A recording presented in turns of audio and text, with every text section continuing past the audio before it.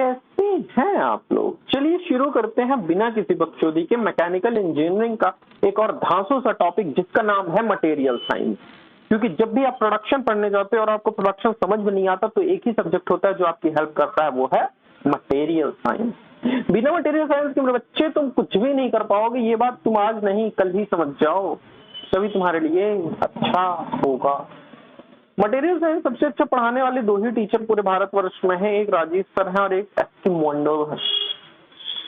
SK. मंडल sir तो आपको मिल ही जाएंगे और राजेश सर की नोट्स मुझे यहाँ पे है उनके आशीर्वाद से, तो कुछ चीजें मैं यहाँ से भी डिस्कस कर दूंगा। इतनी बात समझ में आ गई होगी। अब मेरे लाल, मटेरियल की जब भी बात आएगी ना तो मटेरियल एक टाइप का नहीं होता, मटेरियल के लिए डिफरेंट वेराइटीज होती हैं। एक मटेरियल को मटेरियल बनने में बहुत अरसा लगता है, ठीक है ना। तो ये कुछ डायग्राम है जो आपको दिख रहे होंगे मटेरियल से रिलेटेड, आई होप, ठीक है ना। प्रोसेसिंग होगी, स्ट्रक्चर है, परफॉर्मेंस है एंड ऑल दोस थिंग्स। यहाँ पे कुछ कंपोजिशंस दिख रहे होंगे आपको, ये मेन डायग्राम। ये सबसे इंपॉर्टेंट चीज यही है। देखो, एक आपके पास एटम होगा, वो एटम फिर कहीं ना कहीं कॉम्बिनेशन के साथ स्ट्रक्चर बनाने का ट्राई करेगा। स्ट्रक्चर से आप क्रिस्टलियोग्राफी में जाएंगे, फिर क्रिस्टलियोग्राफी के बाद आप वहां पे diamond cubic shape and all those things की बात करेंगे। स्ट्रक्चर फिर जाएगा माइक्रो स्ट्रक्चर्स में, जिसमें हम थर्मो और मैकेनिकल ट्रीटमेंट करेंगे उसका।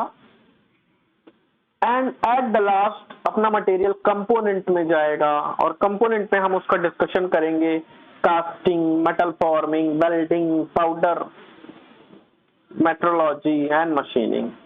क्योंकि जितनी भी मैन्युफैक्चरिंग प्रोसेस हैं वो सभी यहाँ पे डिस्कस हुई हैं। कास्टिंग क्या होती है, मेटल फॉर्मिंग क्या है, वेल्डिंग क्या है, पाउडर मेट्रोलॉजी क्या है, मशीनिंग क्या है। तो मटेरियल साइंस जो है ना वो इन सभी का एक बेसिक्स है, ठीक।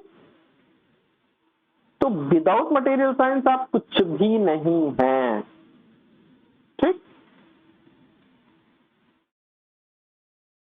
मटेरियल साइंस में भी ये आपको बहुत इंपॉर्टेंट है, जो अभी मैं चार्ट आपको दिखा रहा हूं।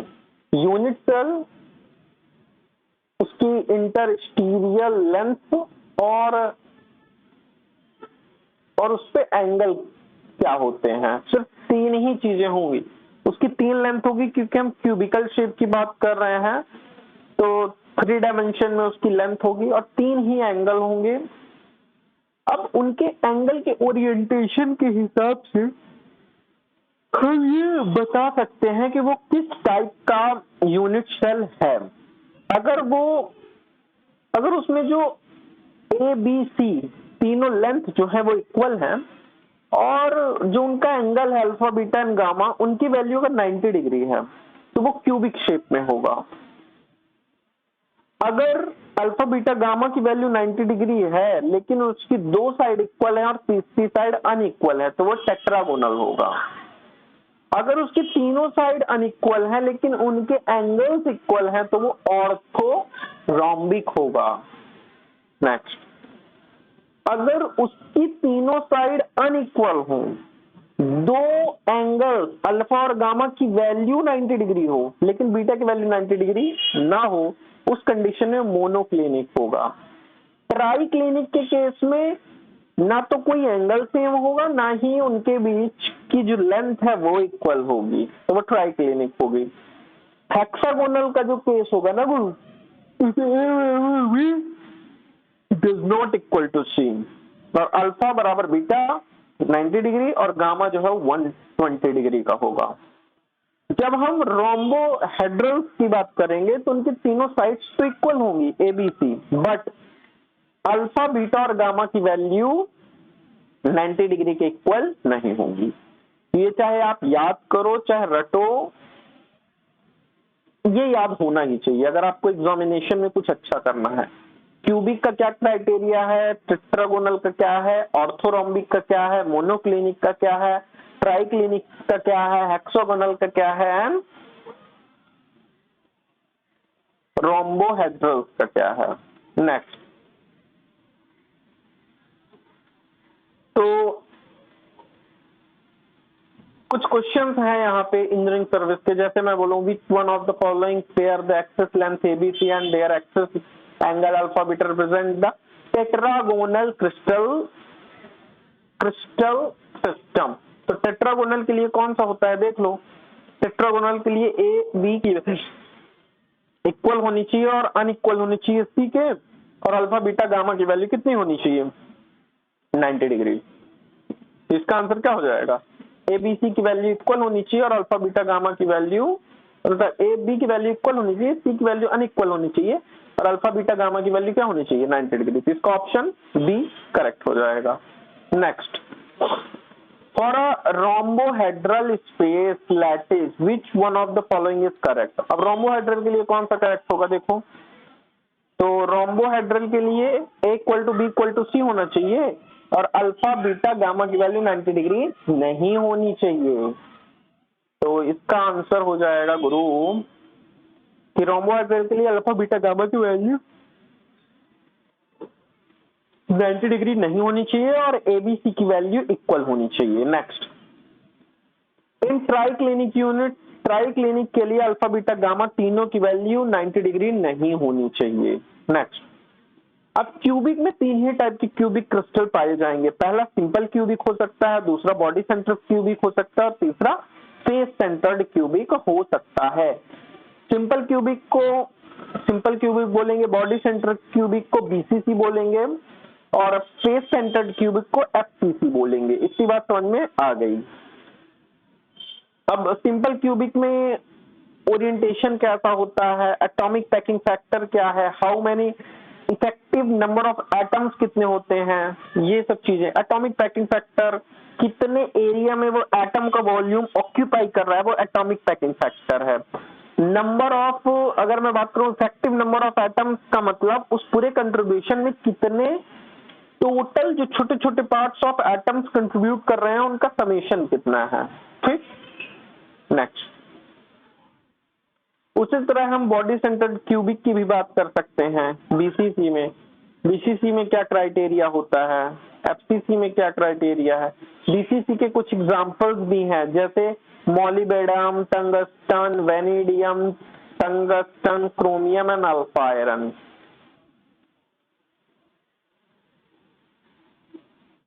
नेक्स्ट, एफसीसी की बात करूंगा तो कोऑर्डिनेशन नंबर 12 होगा। देखो, कोऑर्डिनेशन नंबर का मतलब सिंपल सा है कि एक एटम अपने आसपास के कितने एटम्स के साथ डायरेक्ट कांटेक्ट में है, कितने एटम्स के साथ डायरेक्ट कोऑर्डिनेट कर रहा है, वही उसका क्या कहलाएगा, कोऑर्डिनेशन नंबर। तो एफसीसी में जो है वो कोऑर्डिनेशन नंबर 12 होता है ना। नंबर ऑफ इफेक्टिव नंबर जो होते हैं वो 4 होते हैं एटम्स के। एटॉमिक पैकिंग फैक्टर होता है 0.74। भाई 0.74 एटॉमिक पैकिंग फैक्टर से ज्यादा किसी का एटॉमिक पैकिंग फैक्टर हो भी नहीं सकता। तो एफसीसी का कोऑर्डिनेशन नंबर देखो, ये वाला एटम देखो, बीच वाला, ये कितने एटम्स के साथ है, 1 2 3 4 5 6 7 8 9 10 11 12। तो ये 12 एटम्स के साथ घिरा हुआ है और ये 12 एटम के साथ क्या कर रहा है, कोऑर्डिनेशन रिप्रेजेंट कर रहा है। ठीक, इसका एग्जांपल देख लो, platinum, silver, nickel, copper, aluminium, है ना, gallium, lead, gold, etc. FCC जो होता है वो most of the ornament elements है, हाईली डक्टाइल मटेरियल है। प्लेटिनम का भी यूज आप ऑर्नामेंट्स में करते हो, सिल्वर का भी करते हो, कॉपर का भी पहले किया जाता है, एल्यूमिनियम का भी करते हो और गोल्ड तो जाना है, ये हाईली डक्टाइल है।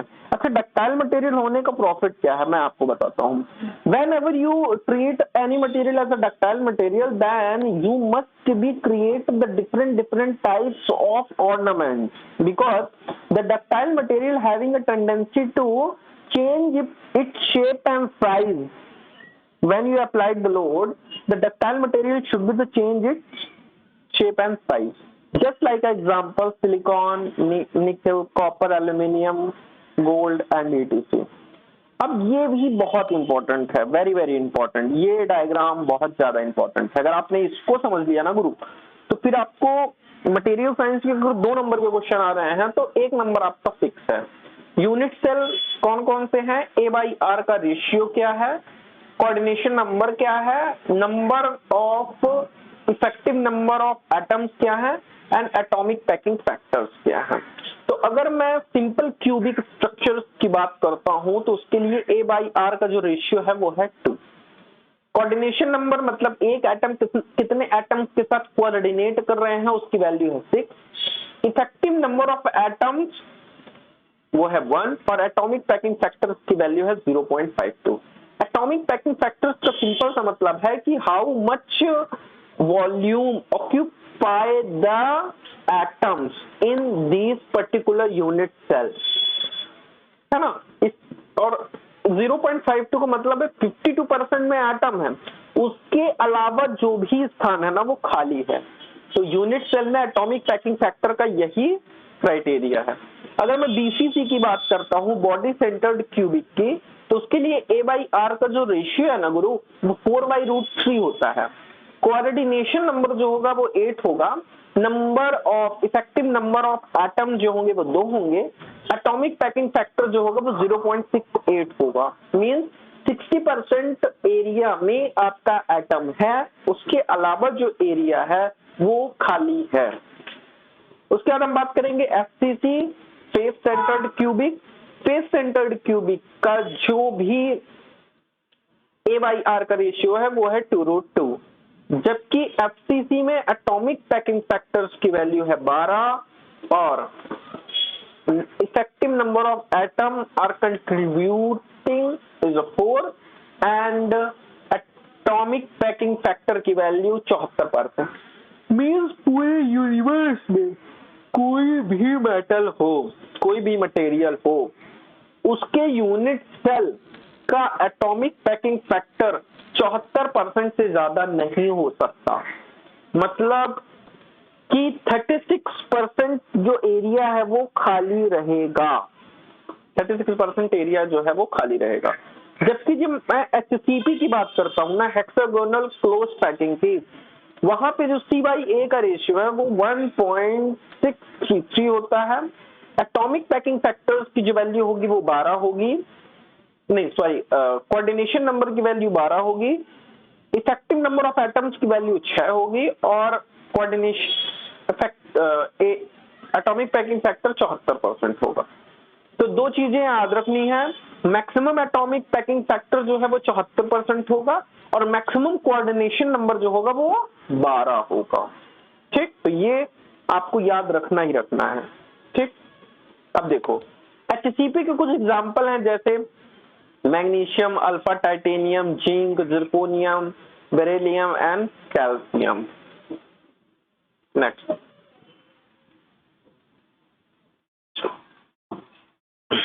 अब यहाँ पे इंटरस्टीशियल डिफेक्ट, ये कुछ अलग चीजें हैं, इनको आप जब क्वेश्चन कर लो, मिलर इंडिसेस है, ये रिप्रेजेंट करता है कि कोई भी एटम कहाँ पे अवस्थित है। लीनियर डेंसिटी फैक्टर्स क्या होते हैं एंड ऑल दोस थिंग्स हम डिस्कस करेंगे। ठीक,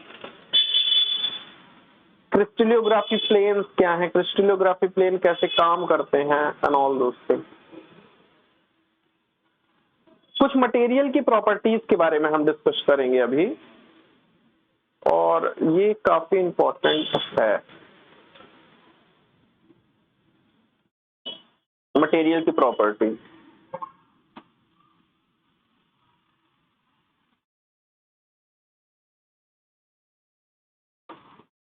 ये कुछ टेस्ट की हमने बात करी है, एडी करंट टेस्ट एंड फलाना ढिमकाना टेस्ट, अल्ट्रासोनिक टेस्ट, है ना।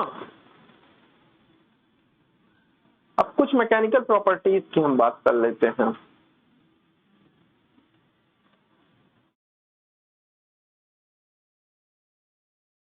जस्ट वेट मिनट, मैं स्लाइड थोड़ा,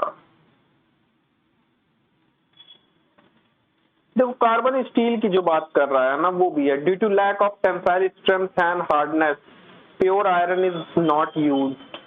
प्योर आयरन का हम यूज नहीं करते। क्यों? Due to lack of tension strength and hardness. Most important alloy element is a carbon, because when we combine the iron with a carbon, then we will make the alpha iron, beta iron, and steel, all those things. A maximum amount of carbon that can be allowed with the iron is 6.67%. उससे ज्यादा आप carbon use मत करना। Alloy contain up to 2% of carbon in a steel and above 2% are caused in a cast iron. ये कुछ examples हैं। Strength के साथ आप कार्बन की वैल्यू बढ़ाओगे तो स्ट्रेंथ बढ़ती जाएगी, जबकि hardness and reduction in BHN एक नंबर, ब्रिटन हार्डनेस नंबर होता है। ठीक,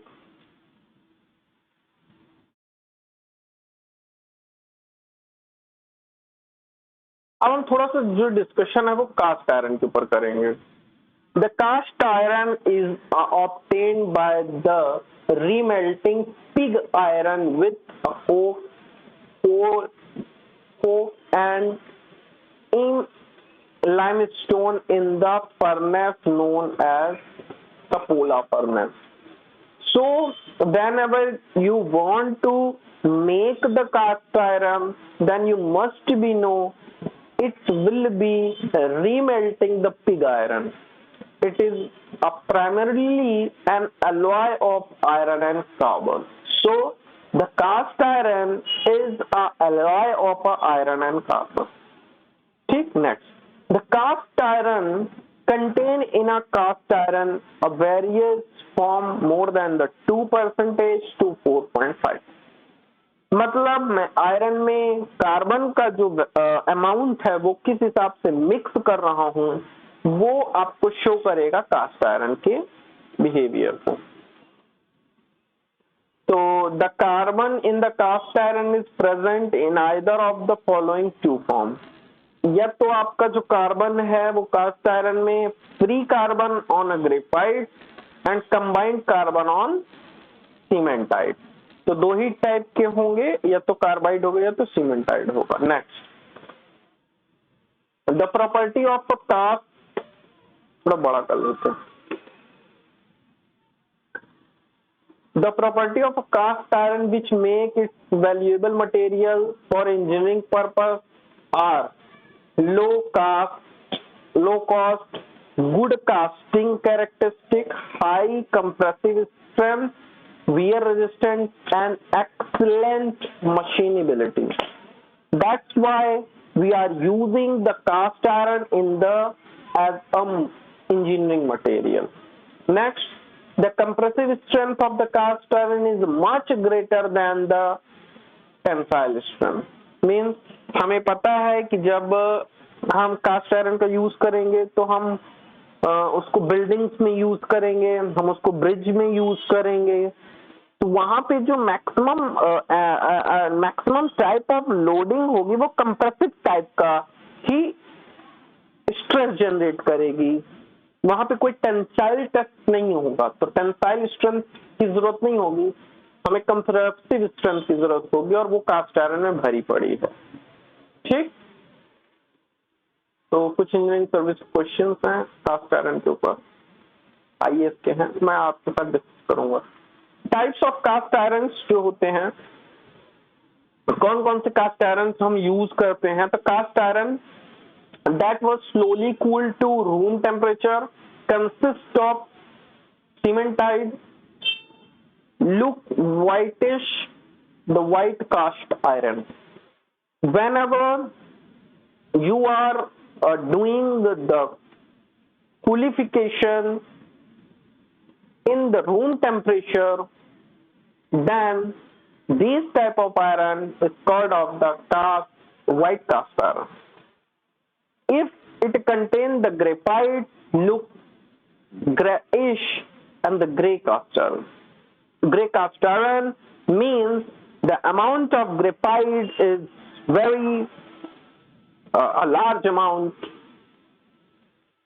Third, it is the heat treated to have the graphite in form of the noodles malleable cast iron. If next, the grey cast iron में जो property होगी उसमें carbon जो होगा वो 3 से 3.5% होगा। तो इस तरह हम लोग चर्चा कर सकते हैं डिफरेंट टाइप्स ऑफ मटेरियल्स।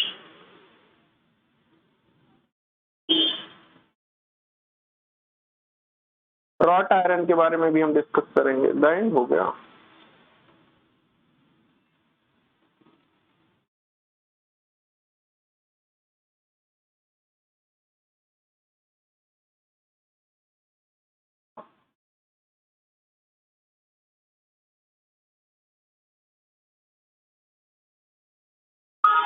तो आई होप आपको थोड़ा सा मजा आया होगा मटेरियल साइंस पढ़ने में। और ये स्लाइड बहुत लंबी है, 700 पेजेस की है, तो कभी अगर मुझे टाइम मिला तो ये मैं कवर करूंगा। अब मुझे परमिशन नहीं है। तो अब मैं बढ़ता हूं अपने क्वेश्चंस की तरफ। कुछ क्वेश्चंस अभी मैं डिस्कस करूंगा, बाकी के क्वेश्चंस मैं बाद में डिस्कस करूंगा, ठीक है ना? तो जस्ट वेट अ मिनट।